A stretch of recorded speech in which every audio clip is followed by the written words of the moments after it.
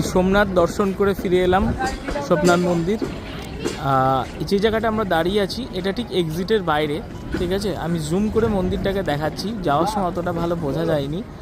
তো যাই হোক, যেটা বলার, দেখতে এখান থেকে যতটাই না লাগছে, কাছে গেলে দেখবেন কারুকার্য অতীব অসাধারণ। এগুলো চোখে না দেখলে, যতই আমি ছবি দিয়ে বর্ণনা করার চেষ্টা করি, কখনোই তা সার্থক হবে না। তাই একবার আসা অত্যন্ত জরুরি। আর দ্বিতীয়ত হচ্ছে, প্রত্যেকটা কাজ যেগুলো ধাপিগুলো আপনারা এখান থেকে দেখতে পাচ্ছেন, প্রত্যেকটা ধাপের যে মানে ওপরের ক্রাউন বা ছোট যে টোপরগুলো পরানো আছে, এভরিথিং সোনা দিয়ে তৈরি।